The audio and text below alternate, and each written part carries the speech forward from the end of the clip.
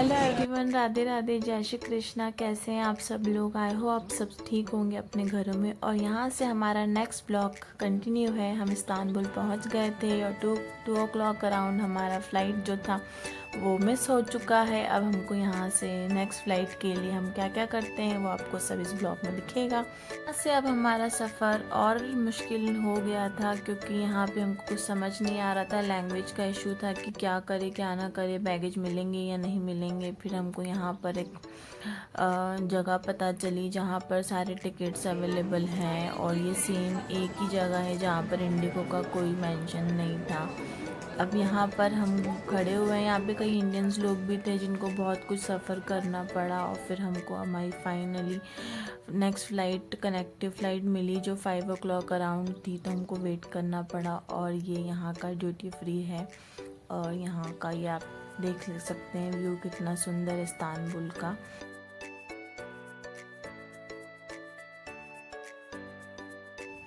यहाँ पे 2 आवर्स हमने वेट किया क्योंकि 5 o'clock अराउंड फ़्लाइट था। और ये क्यूट सा बच्चा, इसका नाम था विक्टोरिया, ये भी हमारे साथ ही जाने वाला था सेम फ़्लाइट में। तो मैंने इसके साथ काफ़ी टाइम स्पेंड किया। और फिर यहाँ पे फेमस डिश था कुछ शवरमा करके, वो रोल खाया। और फिर हम अपने फाइनल डेस्टिनेशन की बोर्डिंग पर निकल गए और ये पूरा व्यू था। अब देखते हैं आगे और क्या क्या होता है और आप बने रहिए इस ब्लॉग में और एंजॉय करिए हमारे साथ। और फाइनली इतना वेट करने के बाद अपनी फ़्लाइट की तरफ हम जा रहे थे और मुझे तो बहुत एक्साइटमेंट था। नींद वींद भी हो चुकी थी हमारी, बैठे बैठे ही हमने काफ़ी टाइम पास किया। और फाइनली अब हम पहुँचे हैं अपनी फाइनल डेस्टिनेशन की तरफ जो हमको लेकर जाएगी ये फ़्लाइट। ये टर्किश एयरलाइन थी, तो बहुत ही सुंदर व्यू था इसका। सेपरेट स्क्रीन था तो मूवीज़ वगैरह सब कुछ इसमें अवेलेबल था। और ये यहाँ पे ये स्क्रीन चल रहा था जिसमें आपको होस्टेस जो मोस्टली अनाउंसमेंट करती है वो आपको स्क्रीन पर दिखेगा और आप सुन भी सकते हैं, लाइक अपनी लैंग्वेज लगाकर, जो भी आप जिस लैंग्वेज में कंफर्टेबल है। और ये सब कुछ था फ़्लाइट की, काफ़ी डिफरेंट फैसिलिटीज़ थी यहाँ पर। और बाहर मौसम बहुत ख़राब था, बारिश हो रही थी और हम तब तक मूवीज़ देख रहे थे कि स्क्रीन में क्या क्या अवेलेबल है, गेम्स भी थे इसमें।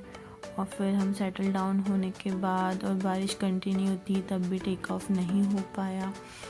अभी तक हम यहाँ पर ही थे, हमको 1 घंटा तो ऑलमोस्ट हो ही गया था बोर्डिंग के बाद। फिर कुछ मूवीज़ देखी मैंने इस स्क्रीन पर और डिसाइड करा कि क्या देखना चाहिए। और फिर मैंने एक मूवी सर्च करके अपना एंजॉय किया और आगे देखो क्या क्या होता है।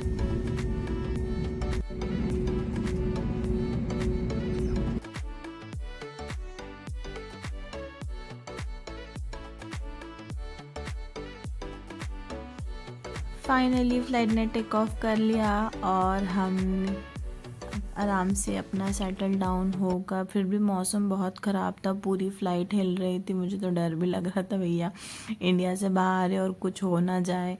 और कुछ थोड़ा बहुत आसमान साफ़ था, फिर वही फॉगी दिखने लगा। और फिर यहाँ पर खाना सर्व हुआ, जो मिला हमको पास्ता और ये कुछ क्रीमी कुछ था। और मेरे हस्बैंड ने लिया था ब्रिंजल पास्ता और साथ में जूस लिया हम लोगों ने। और ये आप देख सकते हैं हमारा पूरा स्क्रीन पर टाइमिंग आ रहा था कि हम कब तक पहुंचेंगे। और ये पूरा नज़ारा है आपका, हम जहाँ पहुँचे हैं। हम ज्यूरिक जाने वाले थे तो हमारा फाइनल डेस्टिनेशन ज्यूरिक, हम पहुँच गए ऐसे मौसम में। और अब यहाँ से हमारा ज्यूरिक का सफ़र स्टार्ट होता है और हम निकले हैं अपना बैगेज कलेक्ट करने के लिए। और अब फाइनली हम पहुंच गए हमारी फाइनल डेस्टिनेशन ज्यूरिक सिटी। और ये है स्विट्ज़रलैंड कंट्री पड़ता है। और यहाँ पे ये हुआ था हमारा इमिग्रेशन, जो वहाँ की मतलब इंडियन पर्सन को वहाँ पे मतलब वैलिडेशन के लिए कि कब आप यहाँ से जाएंगे और कब आप आ रहे हैं, वो सब कुछ। और यहाँ हम पूरा भटक रहे थे सारा, तो हमको कुछ समझ नहीं आ रहा था कि हमको कहाँ से ट्रैम्प लेना है। और मतलब मेरा तो बहुत ही एक्साइटमेंट था। ये ज्यूरिख का सबसे ब्यूटीफुल एयरपोर्ट बोल लो, सब कुछ हब है यहाँ पे, सब कुछ मिलेगा आपको देखने के लिए। बस, ट्रेन, ट्रैम्स, सब कुछ अवेलेबल है। इवन एयरपोर्ट भी जस्ट सामने ही था और हम भटकते रहे कि हमको कहाँ से ट्रैम्प लेना है। और इतना सुंदर था, ये पूरा डेकोरेशन था। और आप देख सकते हैं स्क्रीन में क्या बढ़िया जगह है। Zurich city, most beautiful city in the world. और ये कंट्री आता है स्विट्ज़रलैंड, जो मुझे हमेशा से जाना था। सो अब आगे हम कैसे पहुँचे अपने होटल तक, ये आप कंटिन्यू देखते रहिए।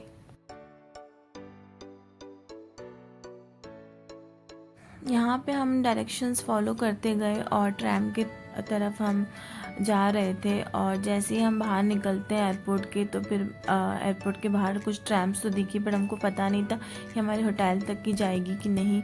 और नेट का भी इशू हो रहा था क्योंकि सिम हमारे पास एक्टिवेट नहीं हो पाई, उसमें टाइम लग रहा था। मतलब प्रॉब्लम्स आ ही रही थी हमारी इस जर्नी में।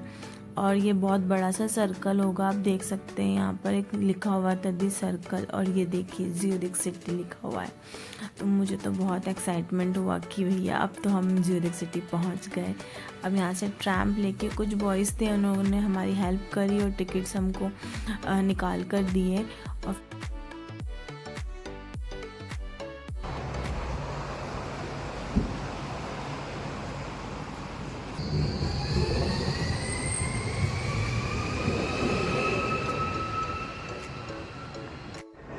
और ये ट्रैम थी जिस ट्रैम से हम होटल की तरफ जाने वाले थे। और हम बैठे और आराम से 2 स्टेशन ही से सिर्फ, और बिल्कुल डायरेक्ट हम पहुँचे अपने होटल के सामने ही ये ट्रैम रुका था।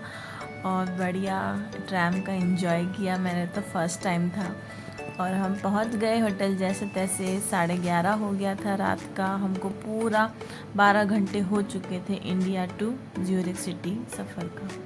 अब मिलते हैं नेक्स्ट ब्लॉग में, जब तक के लिए take care, bye bye, Radhe Radhe, जय श्री कृष्णा। और अब फिर हम मिलेंगे नेक्स्ट ब्लॉग में। और जब तक आपको ये मेरा ब्लॉग अच्छा लगता है तो लाइक करिएगा, शेयर करिएगा, सब्सक्राइब करिएगा मेरे चैनल को।